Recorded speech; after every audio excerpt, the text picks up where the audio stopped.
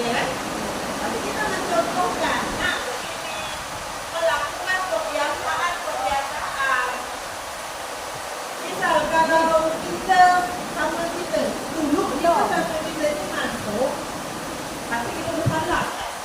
Saya salah mengucap tidak dengan buat dulu sama-sama. Tapi kadang-kadang itu hilang. Jadi yang harus kita lakukan adalah apa yang sudah baik itu kita lakukan secara kontinu, konsisten, tidak sebentar kita lakukan, sebentar hilang. Seperti contoh di sekolah kita itu sudah ada contoh yang saya tengok setiap hari anak-anak sudah mulai paham. Itu kan akhlak lah.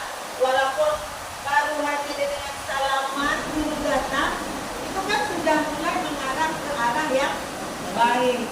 Alangkah baiknya kalau kita sampaikan ke sekolah anak-anak ibu, kalau sampai di sekolah salaman dengan ibu dan bapak guru.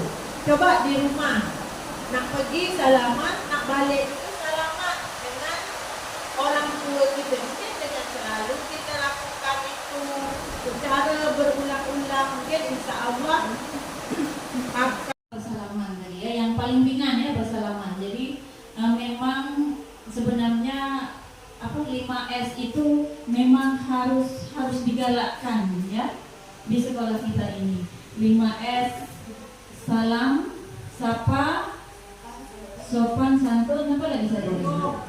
Senyum ya, pertama senyum, salam, sapa, sopan dan santun. Jadi mulai sekarang ya Bu, mudah-mudahan kita ya sudah berjalan, tapi lebih digalakkan lagi 5S itu di sekolah kita ini. Satu pernah mengadakan paguyuban ke sewaktu kita melaksanakan adiwiyata ya. Nah, pertama-tamanya memang agak berat karena kita wali murid pun tidak ngerti apa itu paguyuban.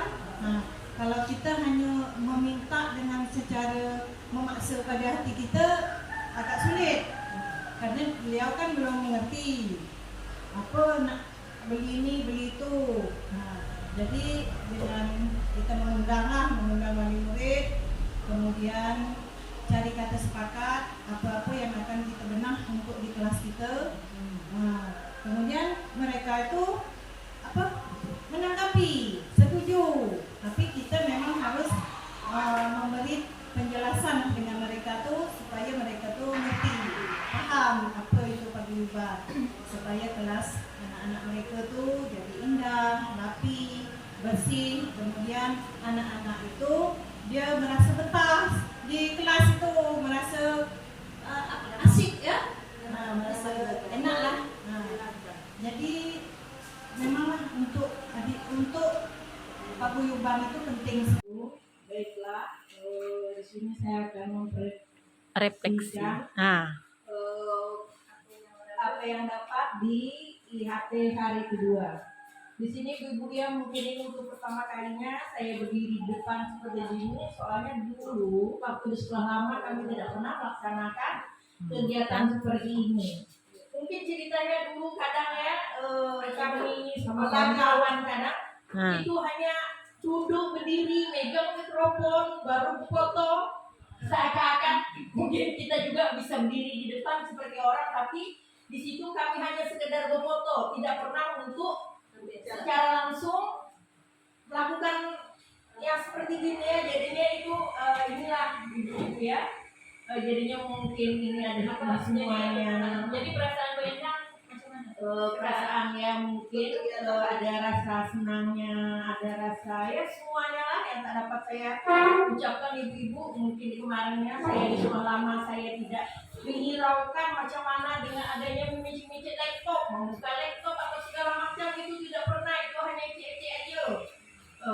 Karena di sini mau tak mau yang mungkin inilah dia tadi cuma dari semuanya, walaupun mungkin ini seperti di sekolah pun harus ya tidak dapat ya seperti di sana ya, itu mungkin melatih semua di sana kan. Kalau kalaupun ada apa, semua kita bisa untuk dapat misalkan izin gitu, tapi di sini dengan keadaan yang begini ini, kita sudah Biasanya ibu kepala sekolah kita datang pagi, tak kita datang siang. ya seperti itu ibu, jadinya saya terima kasih juga kepada ibu. Ini ada perubahan walaupun ibu di sini saya betul-betul di sini saya terkejut karena ibu ini yang biasanya kami dengan kepala sekolah lama kami ibu aubu enggak, tapi sampai di sini kadang saya aduh ini mau ngejar ke dalam begitu saya anak panggil mak bentar balik lagi sampai kadang berjalan nengok jam sampai ada kadang lupa, tapi itulah mungkin hikmah semuanya kita ambil semuanya mungkin untuk kedepannya kita bisa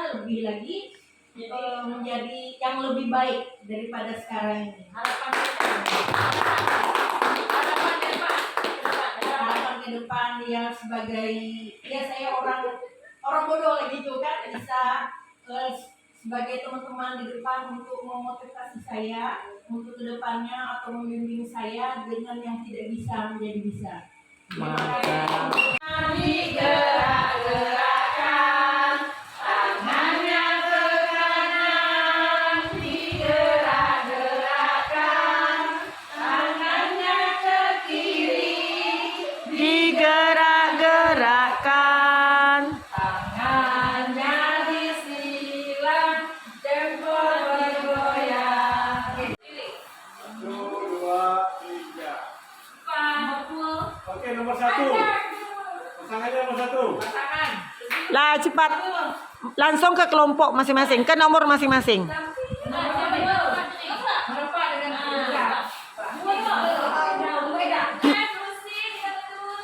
Ah.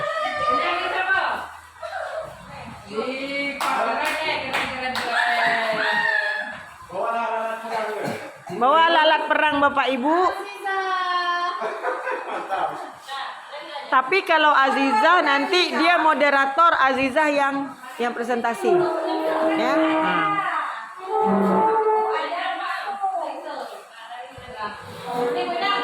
Lah duduk berkelompok ya. Nah. Pas betul pembagian deh, pas. Imbang.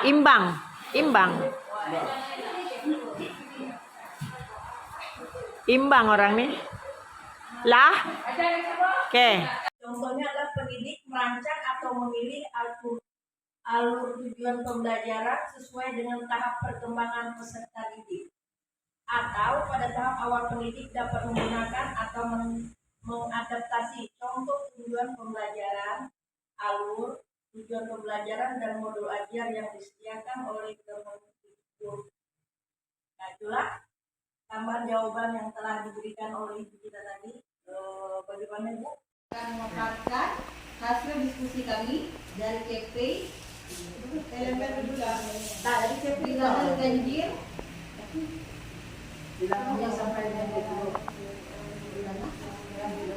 bilangan ganjil 1 sampai 20.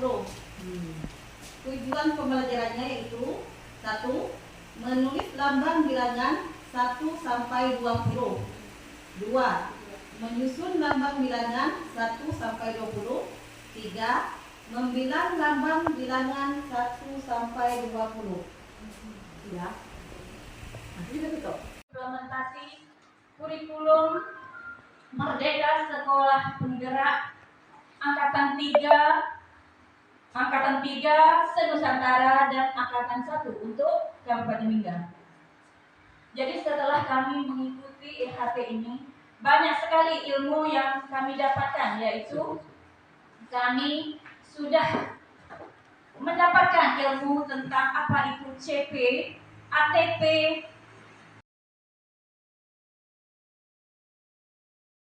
Mungkin itu saja Pak pesan-pesan yang dapat saya sampaikan. Mungkin ada kata-kata yang salah yang saya ucapkan. Saya